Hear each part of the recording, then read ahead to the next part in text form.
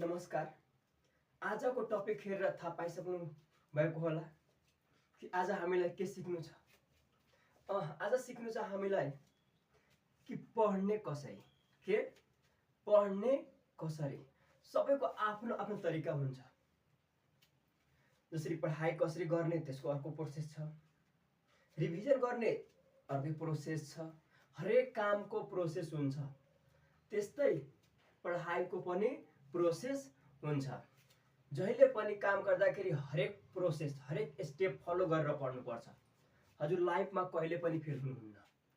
जब मान्छेको स्टेप 100% पुरा हुन्छ नि, लाइफ जहिले पनि सक्सेस हुन्छ। त्यसैले मान्छेले भन्छ नि दिमाग लगाएर पढ। दिमाग लगाएर पढ्नु भनेको हरेक स्टेप फलो गरेर पढ्नु हो। हरेक स्टेप फलो गरेर पढ्नु हो। जुन पनि हिसाब गर्नुस्, न्युमेरिकल गर्नुस्, त्यो सबैको प्रोसेस हुन्छ। सबै प्रोसेस पुरा गरेर फलो गर्नुपर्छ, तब हजुरलाई टिचरले मार्क्स दिन्छ। त्यसैले यहाँ पनि पढाइको केही प्रोसेस छ। त्यो प्रोसेस हजुरलाई पढेर प्रोसेस हेरेर जब प्रोसेसलाई पुरा गरेर पढ्नुहुन्छ नि, हजुरलाई 100% बुझ्नुहुन्छ, हजुर 100% सक्सेस हुनुहुन्छ। यो मेरो ग्यारेन्टी छ।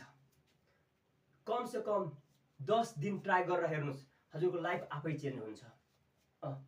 हजुरले 3 इडियट फिल्म हेर्नु भएको छ? 3 इडियट फिल्ममा हिरोको नाम के हुन्छ? रान्चो। रान्चो। ल हेरौँ त, हिरोको नाम के हुन्छ? रान्चो। के RANCHO के हुन्छ? रान्चो। मैले पनि के लेखिदिएँ?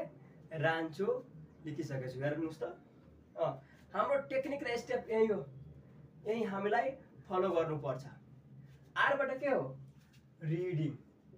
जे पनि पढ्नु छ त्यसलाई एकचोटि रिडिङ गर्नुपर्छ। रिडिङ पनि 2 किसिमको हुन्छ। फर्स्टमा मात्र टपिक रिडिङ गर्नु। के पढ्नु छ, कति पढ्नु छ, पहिला त्यो हेरिलिनुस् कि मलाई यति पढ्नु छ र यो टपिक छ, यो टपिक पढ्नु छ। त्यसपछि डिटेलमा पढ्नु। डिटेलमा पढ्नु, बुझेर। बुझेर कुनै मिनिङ आएन भने डिक्सनरीमा हेरिलिनुस्। तर यो चोटि पढ्दाखेरि डिटेलमा पढ्नु छ र बुझेर पढ्नु छ। जब बुझेर पढिसकेपछि हजुरलाई एनालाइज गर्नु छ। एनालाइज कि मैले के पढेको छु, त्यसलाई कहाँ युज गर्न सक्छु, के गर्दा बेस्ट हुन्छ। यसलाई लाइफसँग मेनली भनेको लाइफसँग जोड्न खोज्नु। लाइफसँग जोड्न खोज्नु। जब हजुर लाइफसँग जोड्न खोज्नुहुन्छ नि, इमोसनसँग, पिक्चरसँग, त्यो धेरै दिनसम्म याद हुन्छ। त्यसैले एनालाइज गर्नु भनेको पिक्चरमा, भिडियोमा, प्लेसमा, भिजुअलाइज गर्नु, लाइफमा। यो भनेको एट्याच गर्न खोज्नुहोस्। जब हजुर एट्याच गर्न खोज्नुहुन्छ नि, आफै हजुरलाई याद रहन्छ। अर्को फर्स्टमा त रिड गर्नु सक्नुभयो, एनालाइज पनि गरिसक्नुभयो, बुझिसक्नु पनि भयो, त्यहाँ लिङ्क पनि गरिसक्नुभयो। कुनै पिक्चरसँग लिङ्क गर्नुहोस्, भिडियोसँग लिङ्क गर्नुहोस्, कुनै ठाउँसँग लिङ्क गर्नु, लाइफसँग लिङ्क गर्नु, इमोसनसँग, फिलिङसँग, सेन्स अर्गनसँग। यस्तो गर्दाखेरि हजुरलाई लाइफ टाइमसम्म याद रहन्छ। मान्छेलाई नि याद गर्ने टेक्निक नै के हो? याद भएको सामानसँग जोडेर याद गर्नु भनेको नि याद हुन्छ। जसरी हजुरले कुनै पनि घटना याद छ नि, त्योसँग अर्को घटना जोडिदिनुहोस्, याद रहन्छ।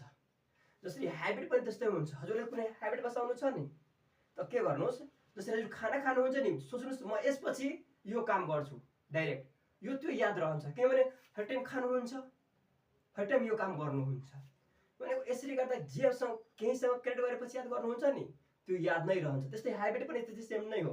ह्याबिटलाई कुनै बसाउनु छ नि, त ह्याबिटसँग जोइन गरेर गर्नुहोस्, त्यो पनि ह्याबिट बस्छ।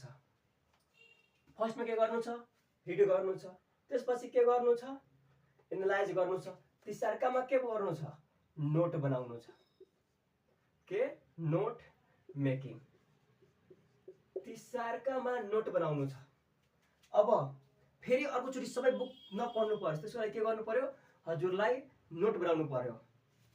नोट यस्तो बनाउनु पर्यो कि हजुरलाई एकचोटि पढेपछि कि सबै कुरा याद होस्, यस्तो हजुरलाई एकचोटि नोट बनाउनु पर्छ। नोट बनाएपछि क्रिटिसाइज गर्नु पर्यो, क्रिटिसाइज। हजुर लाइफसँग जोड्नु सोच्नुहोस् अलिकति कि यसलाई कसरी जोड्नु। हजुरलाई केही कुरा पढ्नुहुन्छ र जोइन गर्न खोज्नुहुन्छ कि मैले आज यो नयाँ टेक्निक याद निकालेँ, यो यस्तो गर्दाखेरि यो हुन्छ, यस्तो तरिका, यस्तो जब जोइन गर्नुहुन्छ नि त्यसलाई क्रिटिसाइज गर्नुहुन्छ नि हजुरले सिक्नुहुन्छ कि यो यहाँ युज हुन्छ, योसँग काम लाग्छ, यो गल्ती छ, यो सही छ। पढाइले पनि नि आनन्द लिएर पढ्नुहोस्। जब हजुर पढाइले आनन्द लिएर पढ्नुहुन्छ नि, लाइफ भनेको पुरै मस्तीको पढाइ भनेको। त्यसैले अरूसित के गर्नु, फर्स्टमा रिड गर्नु, त्यसपछि एनालाइज गर्नु, नोट क्रिटिसाइज गर्नु, क्रिटिसाइज आलोचना गर्नु, के सही छ, के गल्ती छ, कहाँ युज गर्ने, के गर्ने, यसको बारेमा सोच्नु नै के हो, क्रिटिसाइज गर्नु हो। अब त क्रिटिसाइज गर्नु सक्नुभयो, अब भनेको हेल्प गर्नु, के हेल्पिङ गर्नु। त्यो एकचोटि पढिसक्नु भयो नि, अरूलाई कसरी पढाइदिनु। अथवा हेल्पिङ नगरेर ओल्ड इज गोल्ड,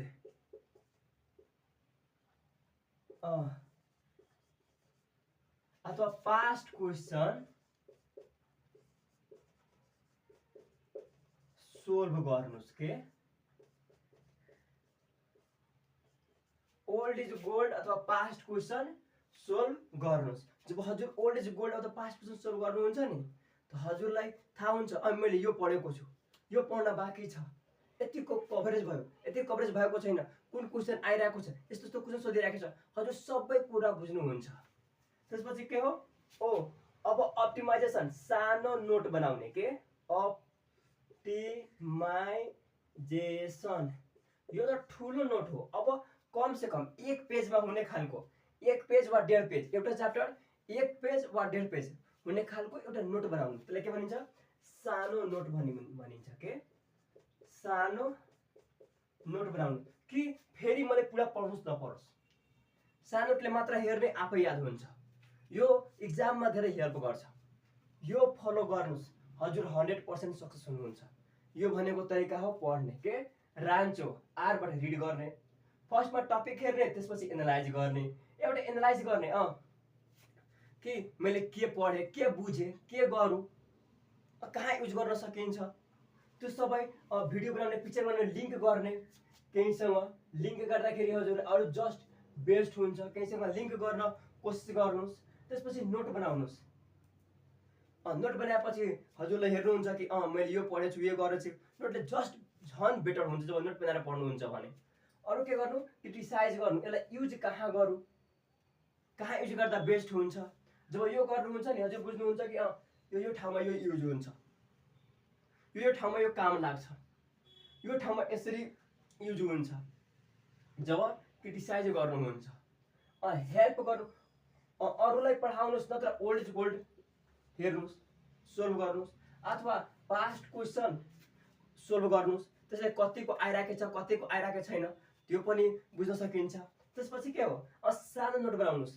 जब हजुर सानो नोट बनाउनुहुन्छ नि, हजुर जब सानो नोट बनाउनुहुन्छ त अब सबै कुरा पढ्नु पर्दैन, एकचोटि हेरेपछि नि सबै याद हुन्छ। त्यसले हजुरलाई बेस्ट भर्जनमा कन्भर्ट गर्नुहुन्छ। भनेको यो फलो गर्नुभयो भने हजुर 100% सक्सेस हुनुहुन्छ। पढ्ने तरिका नै यही हो। के पढ्ने तरिका र स्टेप नै यही हो। हजुर यो स्टेप फलो गर्नुहोस्, हजुर 100% सक्सेस हुनुहुन्छ। ल मलाई थाहा छ, ग्यारेन्टी छ हजुरहरू फलो गर्नुहुन्छ। ल नमस्ते।